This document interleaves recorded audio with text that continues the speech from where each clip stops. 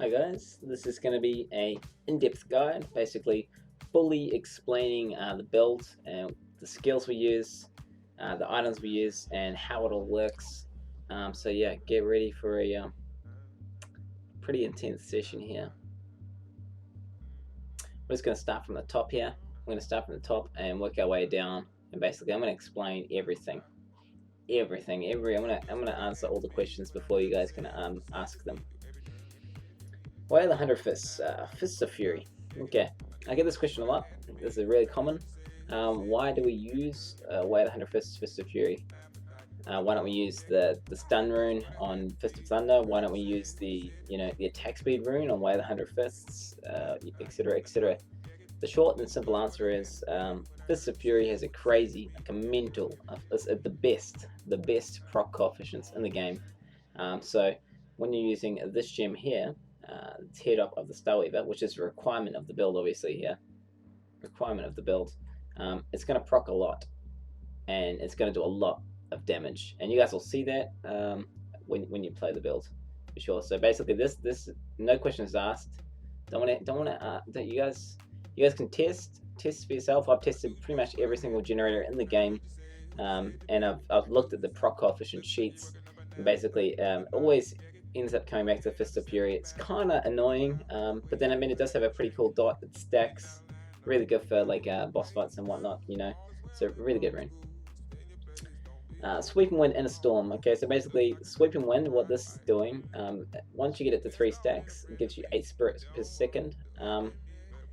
8 spirit per second roughly converts into about 373% weapon damage. Translated, that's because you're spending the spirit and it's proccing your Samwuku, so that's how much you guys will see down here. There's a little calculation here. My calculations, because I'm pretty much a mathematician scientist here.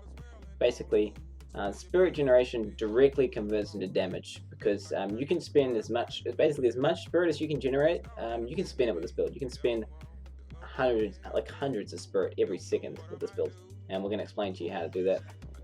So quite a lot of spamming basically. Okay, so speaking on the premise of spirit generation, Breath of Heaven infused with light. Look at Breath of Heaven. It's a really bad heal. You're not picking this for the heal, guys. This is not for the heal. It's for the secondary rune on it. So don't be using it. Don't think to yourself, "Oh, I'm going to use that other rune." You're using it for the 14 spirit on every attack with Fist of Fury. So basically, when your Fist of Fury hits, you get 12 spirit. If you've got infused with light up, you get an extra 14 spirit. So you're getting 26 spirit every punch. So in your little 3-punch combo with Fist of Fury, you're getting 26 spirit. And with the Eye of Peshkov here, this is the little helmet that you run with the build, or you can run with the build, should I say. You can have this up 100% of the time. So basically, it just turns your Way of the 100 Fists into a 26 spirit every time you punch with it, generator, which is insane. It's ludicrous to say the least. And we'll get into that. Basically, down here, there's a little calculation. So basically, 26 spirit converts into 1200% weapon damage, which is just mental. That's just the Samwuku proc alone. So that's madness, flipping madness. Okay. Epiphany Desert Shroud.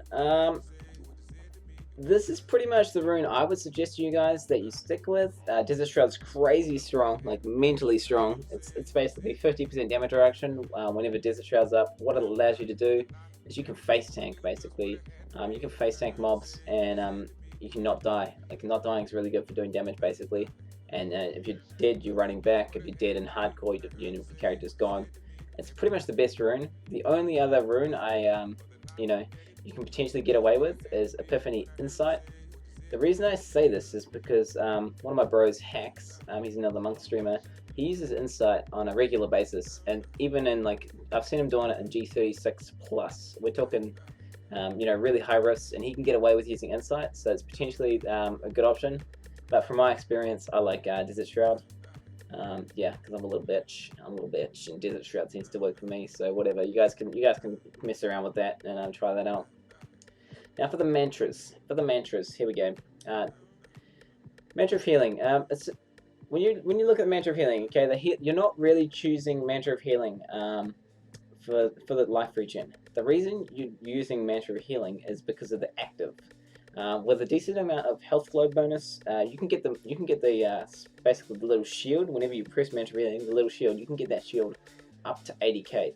And if you're literally because of this build, basically the way the build works is you're punching away with Fists of Fury, and you're basically mashing Mantra of Healing, or the other mantra you can use is Mantra of Salvation. And the reason you're using the Mantra of Healing is for the 80k shield, and it's a lot of healing every second. It's basically converts into like 80 to 100k per second, depending on how much you mash it, which is insane. It gives you crazy survivability, and that's why I suggest that. But there is other mantras you can go. Obviously down here I've got skill variations. Mantra of Salvation. This is a mantra that my buddy Hax uses. He uses the Agility rune, which is 35% dodge. So he's getting 20% aura resist, and then he's getting 35% dodge.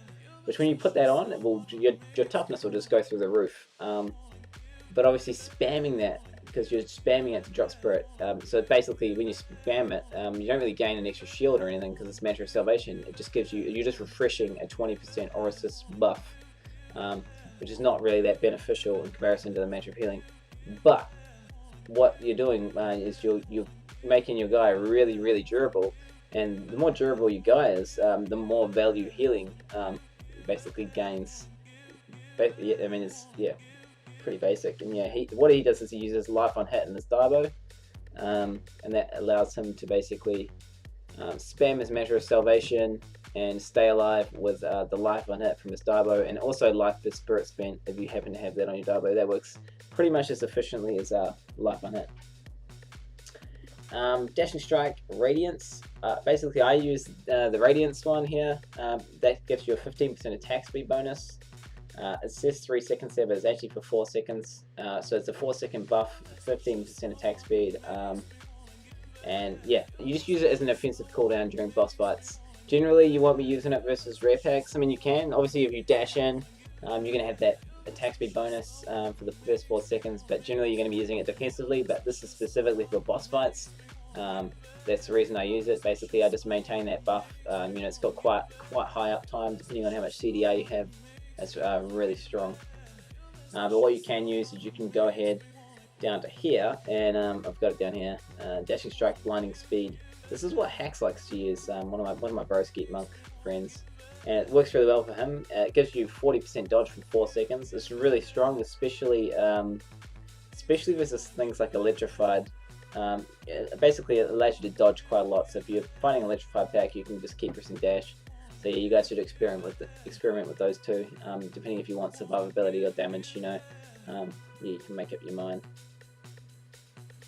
Passives. This is the one passive that I wouldn't ever take out. You would never really swap this out. Alacrity, probably pronouncing that wrong. Basically increases the attack speed of your spirit generators. I'm not too sure about this, but it seems to be behaving in a good way, and kind of weird. In a good way, kind of weird. Basically, what I'm thinking is it does. I think it multiplies the attack speed of the generator. So basically, if you've got, say you've got a flying dragon on, it procs, and you double your attack speed. So say you're sitting around like 150% increased attack speed, so you're sitting at like 250% normal attack speed. And then I think what's happening is that's multiplying by 1.15. So it's really crazy. Like you put this on, and you'll notice your damage goes through the roof the second you put that bad boy on there. It says the initiative. This is just a straight 30%. This is different. This is adding 30% attack speed to your sheet. I've seen a few people basically switching this talent out, and I've tried it a couple of times. It's really good, especially if you're playing hardcore or if you're having trouble surviving. You can swap that out for 6 cents. Basically, you're sacrificing 30% item attack speed for 25% magic damage reduction. So it's pretty strong. Beacon of Utah. It's really, really good. It's basically just, it's kind of boring. It's not really anything, crazy. It's not having like some special effect on it. But yeah, gives you 20% CDR. Really, really strong passive here. definitely worth getting. You can obviously swap this out if you're playing hardcore. You can swap that out for near-death experience, or if you're just not a fan of CDR, you can get basically Transcendence as well, and that'll just give you an extra whatever, depending on your health club bonus, quite a lot of healing. Harmony, basically, if you gear your character with all secondary resists in every slot, it's going to give you quite a decent amount. It says 30% there, but it adds 40% increased. Basically, if you have 100 whatever poison resist, you get an extra 40 all resist on top of that. So you get 140 poison resist, and then you get 40 extra resist to all the other resists. I've seen a few people not using that, and it's kind of it's really stupid. It basically gives your secondary it's basically like half a primary stat. So every 2 items, you're just getting a free primary stat. Every 2 items, free primary stat, and it's really strong. Like you're ending up with basically an extra few items. I mean, extra few primaries. So basically, you're just gaining a lot of defense from that talent, and it's really helpful for everything. Just basically for not dying, for doing damage. Other talents worth mentioning is Chant of Resonance. This specifically, if you're using the Tiger gem, basically what it allows you to do is it halves the cost of your mantra activation, which can be a bad thing in some situations. But if you're using Tiger, it's pretty much mandatory, because basically what it allows you to do is you'll probably have enough spirit generation on your gear, because you get 4 spirit regen, and it halves the cost of the mantra activation by 50%. And if you've got a bit of resource cost reduction, it's fairly easy, with a pretty low amount of spirit, to maintain Tiger in between load screens and, like say there's not much density. What it allows you to do is just activate your mantra in between things. We're going to move on to items now. Hope I covered that properly. We'll be coming back to them every now and then, depending on what items we're talking about. You can switch out talents accordingly. So obviously the main build, the main way you can run this setup is with the Eye of Peshkov. Pretty much mandatory if you're going to use Breath of Heaven. You can get away with using Breath of Heaven without the Eye of Peshkov. It's still a really strong cooldown, but I would say it's fairly similar damage output to say if you weren't using the Eye of Peshkov and you're using the Samwiku's Crown with, like, say, an immunity amulet, or say you didn't have a very good Samwiku's Shrines and you're using like any amulet, for instance, that was just really good, and what you can do is just use Breath of Heaven without the Eye of Peshkov. It's basically just an offensive cooldown. But if you're a lazy man, you can just switch that out to Mystic Ally, and that just gives you 10%, or Defy Ally obviously, so that'll give you 10% damage there. Samwiku's Balance basically shoulders this, and that you have to use them with every setup. There's no setup in which you can't use shoulders, so yeah. Don't try this build if you haven't got the shoulders. Okay, as far as amulets go, there's 3 types of amulets that you're going to be using. There's the Samwiku amulet. So say you're basically, say if you're using the Eye of Peshkov, that means you need the Samwiku amulet, because there's 4 pieces of the set. You take one out, i.e. the helmet, you have to use the amulet. So hopefully, fingers crossed, you get a good Samwiku amulet pretty early on in a season, or like say you're not playing seasonal. Hopefully you've got a good. They're really hard to find because by default they roll with attack speed, which is not really a stat you want on a necklace. You want crit damage, dexterity, and then a socket, or 20% holy. They're all quite similar depending on how much dexterity you have in your guy. The other type of amulets that are really good are immunity amulets, and that's basically Zephyrin amulet is my personal favorite. That's why I've put it on here. I love this thing, mainly because with this particular build, you're going to have a lot of attack speed, and Electrified has no internal cooldown. So when you're punching a mob, so you can get up to and over 5 attacks per second. You can spawn a lot of Electrified, and like three little Electrified little laser beams come out, and you basically instantly give yourself. And what this amulet basically allows you to do is you can punch Electrified mobs, and you're basically immortal. It's pretty hard to die. You're fighting an Electrified pack, and you're punching it.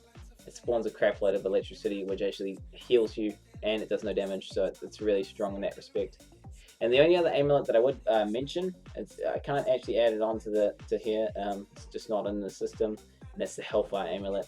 So if you craft like a super sick Hellfire amulet, if it has any of these passives or any of the passives listed in here, where we, Sixth Sense, Near Death, Chant of Resonance, or Transcendence, that could potentially be a good, basically a good amulet to use. As far as chests go, I'm a really big fan of the All Guild set. 15% elite damage, 15% elite damage reduction, and you get 7%. Really, really strong set. If you're using the Ring of Royal Grandeur in your build, basically you should be using this setup because you get so much survivability and damage out of it. It's just a lot of value out of the set. But say you're running a build with the Unity and the Band of Rude Chambers, what you can do is you can swap out for Tel Russia chest. That's a wizard chest for those of you guys that don't know. Obviously it rolls with attack speed, and attack speed is your friend. We'll talk about attack speed further when we get to the Flying Dragon. Basically, attack speed is a good thing. So if you're not going to be using all guilds, if you're using, say, Band of the Rude Chambers and just doing the full Samwuku set, so it's no Eye Peshkov, Samwuku, Samwuku on the hands. Yeah, Tel Rush's chest is definitely probably best in slot. And the next one after that, I'd say, if you're not using, or you haven't found a Royal Ring Grandeur, or Ring of Royal Grandeur, basically, yeah, Tyrael's Might, or Tyrone's Might, as some people call it. 20% damage to demons. Behaves really similar to elemental damage. So it's basically modifying your base damage. It's really good, really good. So if you happen to be doing a rift and it's got a lot of demons in it, yeah, it's basically just increasing your damage output by 20%. Really strong. Although I'd be definitely using all guilds before that. And the other reason all guilds is really good, guys, is craft. You can craft it, so you can sit there crafting over and over and over until you get like that perfect chest with, say, 11% elite damage reduction on it, dexterity, 3 sockets, a secondary, and 7% melee reduction. The god chest. Really, really hard to craft that perfect chest, but one day you'll get it. If the RNG gods permit. Braces, so if you're using the Orgul's chest, obviously you want to use the wrists here, and the other good thing about that is you can craft them, so you can eventually get the 6% crit, get the 20% holy damage, get your secondary resist, and get your melee damage reduction on the secondary. It's really, really good braces. A new seasonal bracer, so those of you who are playing the seasons, Crown's buff braces. For those of you guys that don't know what it is, basically they mean you can't get vortex, you can't get stunned. It's really, really, it sounds kind of lame, but it's not. It's really strong. When a Punisher jumps on you in a Greater Rift, and you don't have these bad boys on, generally he's just going to stun you and then just instantly kill you on the spot. And what that allows you to do is to not die. It's basically you're going to survive, you're not going to get stunned, and then he won't do the giant fucking bang attack which one-shots you. So it's really good. Helps you stay alive. These are really, really super ultra rare braces here, the Lacuni Prowlers. I think they just reactivated them. I mean, I hadn't seen them pre 2.1, but in the PTR, I think I've seen 2 of them. And they're attack speed with 5 primaries. So they have attack speed as one of the primaries, obviously. And then you can still have crit, and you can still have your holy damage, you can still have dexterity, and you can still have vitality. Hopefully you'll get a godly pair of those. And if you happen to get the Lacuni Prowlers, definitely, and you're not using the Ring of Royal Grandeur, definitely a viable bracer. It's probably the highest damage output bracer in the game for sure, with the Tel Russia chest. Hands, you have to use a Samwuku Paws. It's a mandatory slot. There's no other options there, unfortunately. It's kind of like it locked in stone there. It's like the shoulders. Alright, the waist. The Witching Hour. Obviously, you guys probably heard about this bad boy. It's a legendary belt. Comes with attack speed and crit damage. Attack speed is really good for the build, and crit damage is amazing for the build. Because you're using a two-hander, obviously, you're using a Diablo, you don't have that extra crit damage gem. So you're getting a lot of value out of the attack speed, and you're getting a lot of value out of the crit damage. Basically, best in slot belt. If you get one of those in seasonal, you're a really lucky guy. They're pretty rare drop rate, so yeah.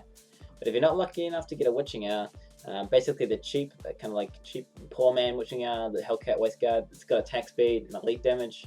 Obviously, it's DPS loss versus the witching hour, but it's still got that attack speed on it, and the elite damage isn't bad because you don't use a Soge with this build. There's no build switch you really run a Soge. Like if you're using a Soge, I mean the only time you'd ever use a Soge is if you didn't have a Band of Rechambers and you didn't have a Ring of Royal. That's the only time you could ever get away with it. So yeah, you don't have much elite damage, so you're getting a lot of value out of that 5% elite damage that it rolls.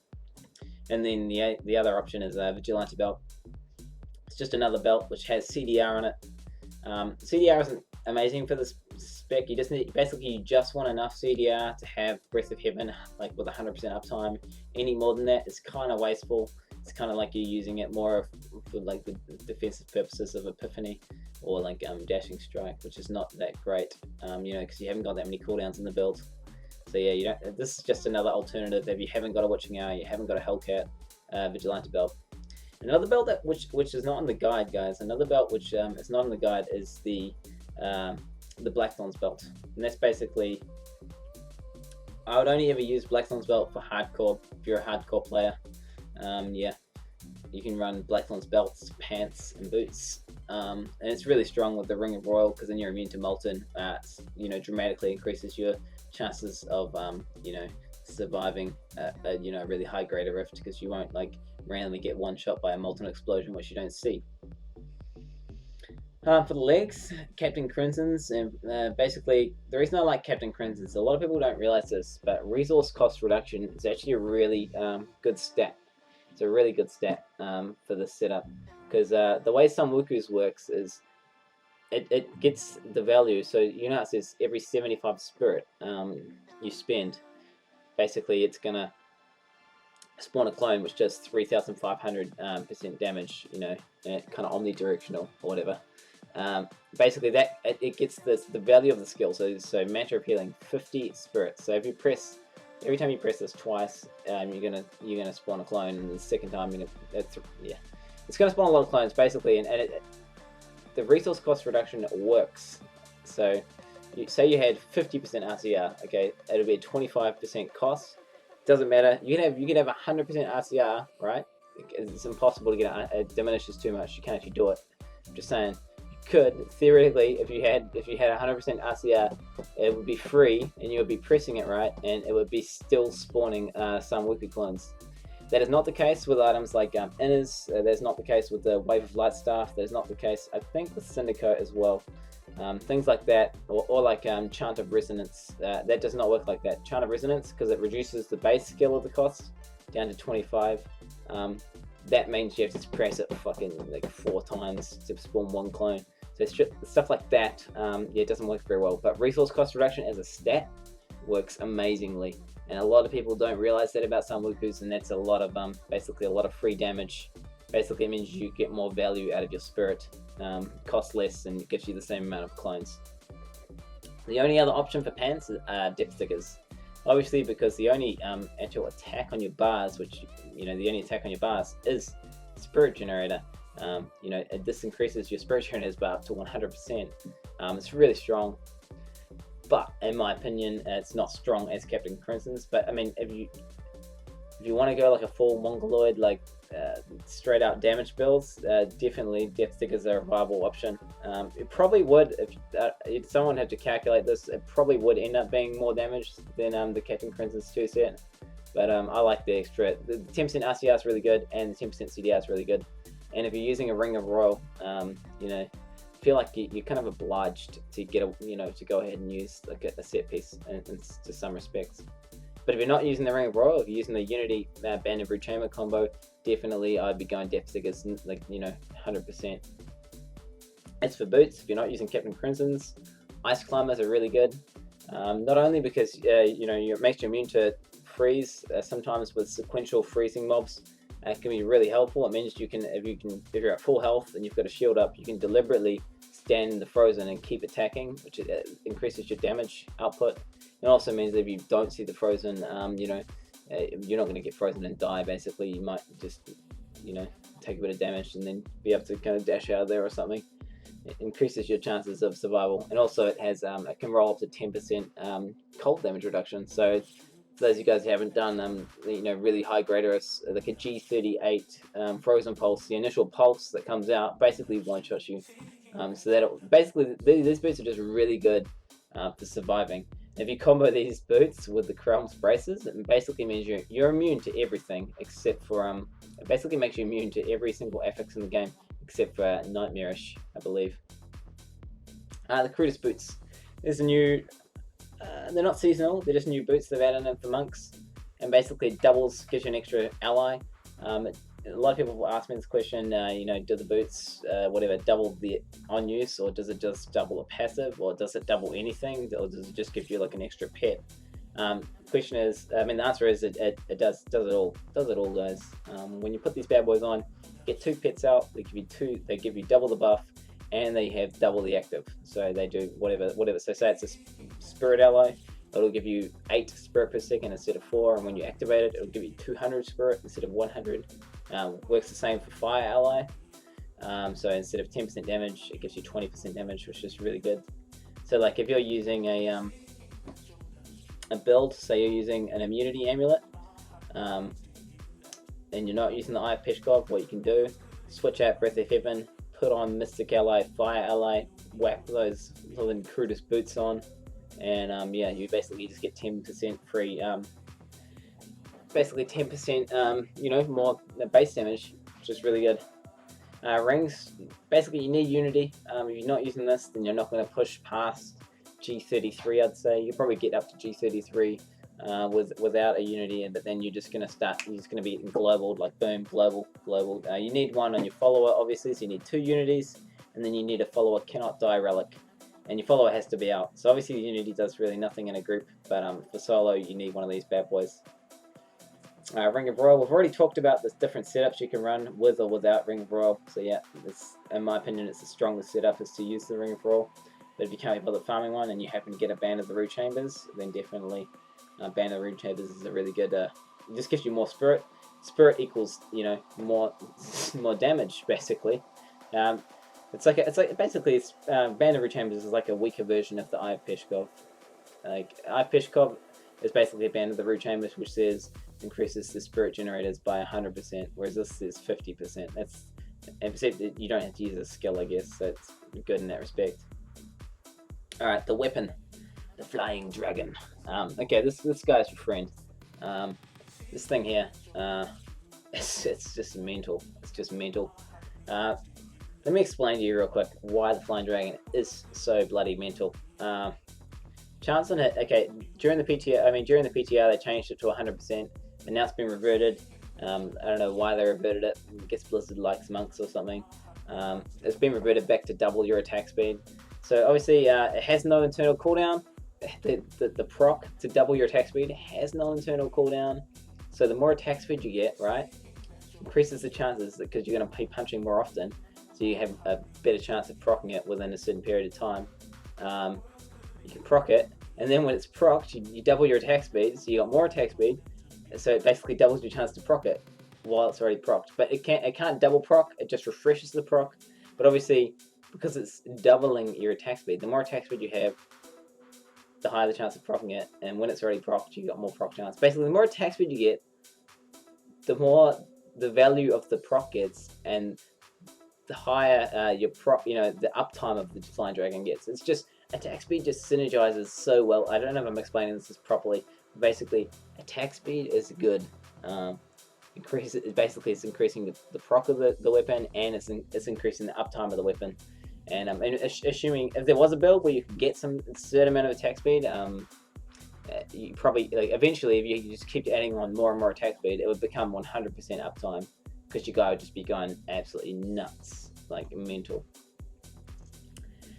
So basically, you need a Flying Dragon, guys. You need a Flying Dragon. There's a little section down here which basically outlines, if you haven't got a Flying Dragon, I explain to you why other setups you can run. But basically, the build doesn't work this is the build. The Flying Dragon is the build. You need this thing. This thing if you get one, even a bad Flying Dragon will shit on even like a really averagely rolled flying dragon, it'll dominate any other Diablo in the game. That's how strong the proc is, guys. Like I don't know if I can stress to you guys how good it is.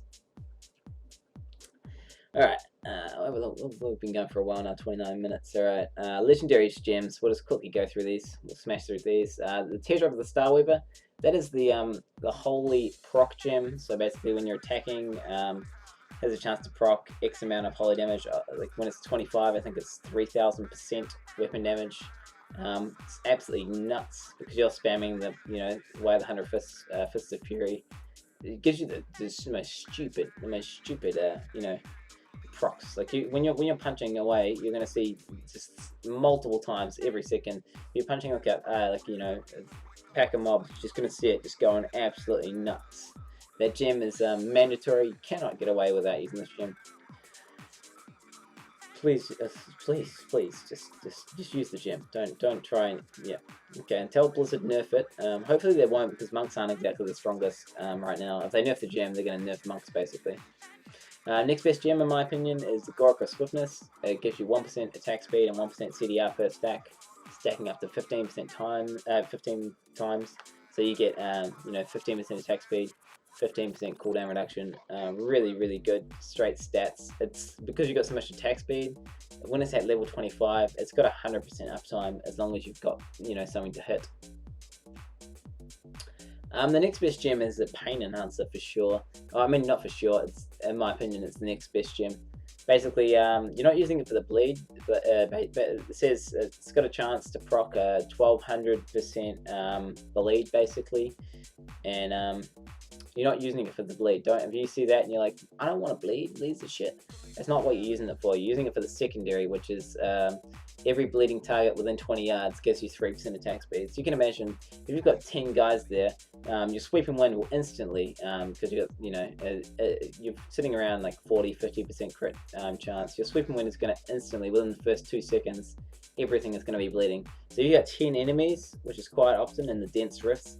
Like you'll have 10 and up. You can even have like the sky's the limit with this gem. There's no cap on the proc. So say you've got 10 enemies at 30%, 20 enemies 60%, 30 enemies. Okay, that'll be borderline. That 30 enemies you're probably just dead because there's so many enemies. But you say you did have 30 enemies. That's basically Flying Dragon proc in itself. So that's why it's so good. And as I explained before, attack speed is doubled by the Flying Dragon, and it also increases the proc, the uptime of the Flying Dragon. The synergy is just mental. Other viable gems, Taeguk, basically that's 0.5% armor, 0.5% damage per stack, and you can get it to around, depending on how badass you are, you can get that gem up to like, level 50, so you can get that up to,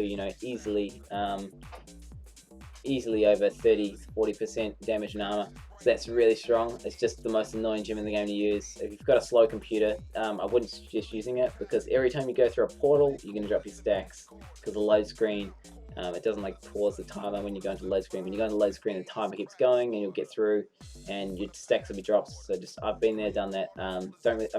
It's one of the best gems, hands down. It's definitely a really good gem, but it's just not really great for, not as easy to use in this build for sure. The Moratorium, this gem here, basically it staggers damage you take. So 25% damage you take is staggered over X amount of seconds. It's really good for hardcore.